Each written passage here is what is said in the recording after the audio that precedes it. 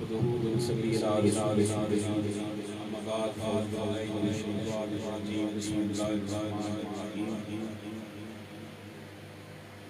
پاک صلی اللہ علیہ وسلم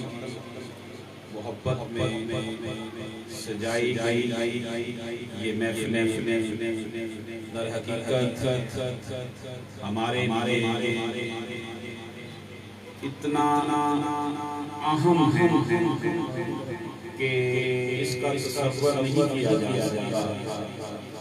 ان حالات جبکہ ہمارے ملک کے حکمران یہ کہہ رہے ہیں کہ گستاخی کرنے والے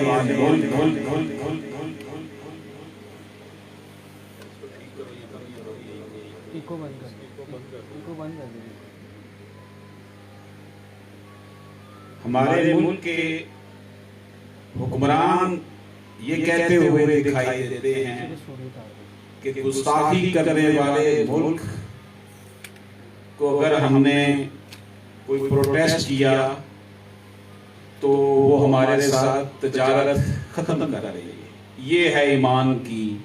جو صورتحال ہے ہمارے حکمرانوں کی، اور یہ مدینہ کی ریاست کا نعرہ لگانے والوں کے حالات یہ ہیں کہ وہ کہتے ہیں کہ جناب اگر ہم نے اس ملک کے ساتھ پروٹیسٹ کیا جس نے نبی پاک صلی اللہ علیہ وآلہ وسلم کی شان میں سرکاری طور پر جو ہے وہ انہوں نے گستاخی کی ہے، تو ان حالات میں ہمیں اپنے ایمان کی خیر منانی چاہیے کہ کس طرح کے حکمرانوں کے ساتھ جو ہے وہ ہمارا پالا پڑا ہوا ہے۔ اس سے پہلے کہ جو حکمران تھے انہوں نے ختم نبوت کے قانون پر شب خون مارنے کا جو ہے وہ ایک ایسی کوشش کی تھی جسے نبی پاک صلی اللہ علیہ وآلہ وسلم کے جو دیوانے ہیں مستانے ہیں انہوں نے اس کو ناکام بنایا تھا۔ حضرت غازی علم الدین شہید رحمۃ اللہ علیہ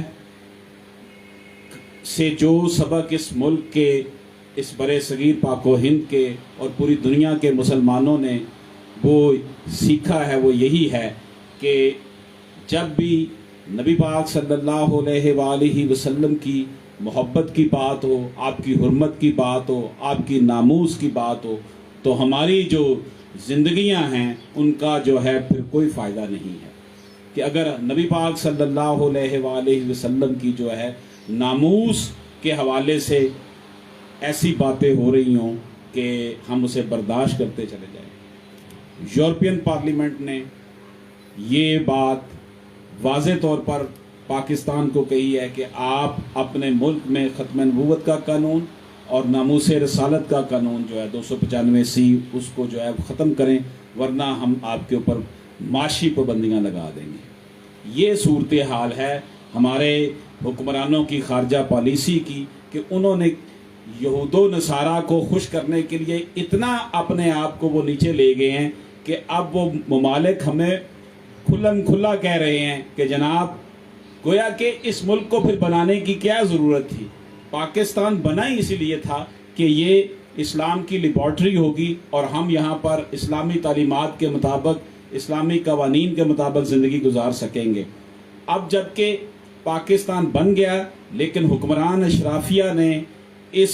ملک کی عوام کو یرغمال بنا رکھا ہے۔ انہیں نبی پاک صلی اللہ علیہ وآلہ وسلم سے محبت کی بجائے انہیں جو ہے وہ امریکہ اور یورپ کی جو ہے نا وہ شناخوانی کرنی پڑتی ہے، اس لیے کہ انہیں نبی پاک صلی اللہ علیہ وآلہ وسلم کی بجائے انہیں مسجد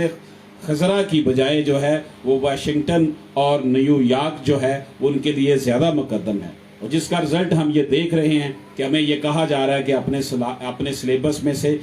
تمام تر ایسی چیزیں نکال دیں۔ یعنی کہ یہ پاکستان میں ایک اقلیتی کمیشن بنایا گیا، اس کی یہ ریکمنڈیشن ہے۔ ایف بی آئی نے امریکن پریزیڈنٹ کو اسپیشلی کہا کہ جناب پاکستان کو کہیں کہ اپنے سلیبس کو صرف اسلامیات کے سبجیکٹ تک محدود رکھے، باقی کسی بھی کورس میں اسلام کی، قرآن کی بات نہیں آنے چاہیے۔ یہ صورتحال جو ہے یہ ہمیں اس بات کی جو ہے وہ دعوت فکر دیتی ہے کہ ہم اس وقت کہاں کھڑے ہیں، معاشی طور پر کمزور ہونے کی وجہ سے اور اپنے حکمرانوں کی بدعمالیوں کی وجہ سے ہماری عوام پس رہی ہے، بے روزگاری میں پس رہی ہے، اور یہاں پر جو ہے بہت سے مسائل ہیں، جس کا رزلٹ یہ نکلا ہے کہ اب جو اغیار ہیں یہ قومیں جو ہیں ہمیں منع کر رہی ہیں کہ آپ اپنے عقیدے کے مطابق بھی اپنے ہی ملک میں زندگی مت گزاریں۔ گویا کہ ہمیں یہ چاہیے کہ نبی پاک صلی اللہ علیہ وآلہ وسلم کے سچے سپاہی بنتے ہوئے ہم اپنی جو انفرادی اور اجتماعی زندگیاں ہیں اس کو اس طرح ڈھالیں کہ ہم نظر آئے کہ یہ سچا مسلمان ہے، یہ جھوٹ نہیں بولتا، یہ کم نہیں تولتا، یہ اپنے کسی ساتھی کا، کسی دوست کا حق نہیں مارتا، یہ اپنے کسی بہن بھائی کی جائیداد پر قبضہ نہیں کرتا، یہ جو ہے معاشی طور پر بھی اور سماجی طور پر بھی صرف وہ کہتے ہیں نا خرد نے کہہ بھی دیا لا الہ تو کیا حاصل، دل و نگاہ مسلمان نہیں تو کچھ بھی نہیں۔ حضرت اقبال نے بہت پہلے کہا تھا کہ ہند میں ہے ملا کو جس سجدے کی اجازت، ناداں یہ سمجھتا ہے کہ اسلام ہے آزاد۔ ہم تو یہاں پر 70 سال سے زائد عرصہ گزر گیا، اس کے باوجود بھی نہ تو ہمیں اسلامی نظام معیشت ملا، نہ سماجی انصاف یہاں پر مل رہا ہے۔ تو گویا کہ ہم اس وقت ایسی حکمران اشرافیہ کے جو ہے وہ قبضے میں آئے ہوئے ہیں کہ ہمیں جو ہے یہاں پر نبی پاک صلی اللہ علیہ وآلہ وسلم کی جو محبت کا، آپ کی ناموس کا نام لینا جو ہے وہ بھی جرم بنتا جا رہا ہے۔ حضرت امام حسن رضی اللہ تعالیٰ عنہ کے یوم ولادت کے دن کے حوالے سے آج جو بھی باتیں ہم نے کرنی تھی وہ اس کا خلاصہ یہی ہے کہ ہمیں اسی طرح اپنی زندگی گزارنی چاہیے جس طرح حسن حسین نے زندگی گزاری، اور امام علی مقام نے ظاہری طور پر تو قربانی دی، ظاہری طور پر تو ایسا ہی لگا کہ جناب آپ جو ہیں وہ شہید کر دیے گئے ہیں، لیکن وہ ظاہری جو صورتحال نظر آتی ہے اس نے ان کو ہمیشہ کے لیے زندہ کر دیا ہے، اور اسلام کو زندہ ہی حضرت امام حسین رضی اللہ تعالیٰ عنہ نے کیا، اور آپ کے بھائی حضرت امام حسن علیہ السلام، حضرت امام حسن رضی اللہ تعالیٰ عنہ کی خدمات اگر دیکھیں، حضرت علی رضی اللہ تعالیٰ عنہ کے بعد آپ نے خلافت بھی سنبھالی، اور آپ نے امت کو انتشار سے بچانے کے لیے اپنے اقتدار کی قربانی بھی دی، اور حضرت امام حسن حسین رضی اللہ تعالیٰ عنہ دونوں بھائیوں کو نبی پاک صلی اللہ علیہ وآلہ وسلم سے جو محبت کا عالم ہے کہ آپ صلی اللہ علیہ وآلہ وسلم کو یہ کہا گیا، یہ تانا دیا جاتا تھا کہ آپ بے نام و نشان رہیں گے،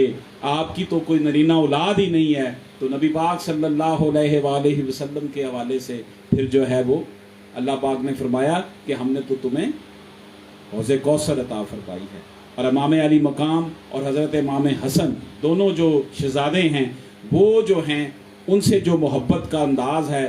حضرت نبی پاک صلی اللہ علیہ وآلہ وسلم کو، اور آپ کو جنت کے نوجوانوں کے جنت میں جو سردار ہوں گے وہ آپ قرار پائے، ان کی زندگی ہمیں یہ دعوت فکر دیتی ہے کہ ہم نشستن برخاستن نہ کریں، بلکہ ہم دین کو اپنے اوپر اس طرح نافذ کریں جس طرح نبی پاک صلی اللہ علیہ وآلہ وسلم کی تعلیمات ہیں۔ اسلام صرف پوجا پاٹ کا مذہب نہیں ہے، بلکہ یہ ہماری معاشی، سماجی، عمرانی، نفسیاتی زندگی کے ہر شعبے میں جو ہے وہ ہماری رہنمائی کرتا ہوا ہمیں دکھائی دیتا ہے۔ کبھی جو تیرے دل سے جمال مصطفیٰ گیا، کبھی جو تیرے دل سے جمال مصطفیٰ گیا، خدا گواہ ہاتھ سے تیرا خدا گیا، محبتوں کی بز میں محبتوں کی بات کر، تو شہد شہد حلاوتوں کی بات کر، یہ بو جہل کی قوم تجھے حرکتیں سکھا گیا۔ کبھی جو تیرے دل سے جمال مصطفیٰ گیا، خدا گواہ ہاتھ سے تیرا خدا گیا۔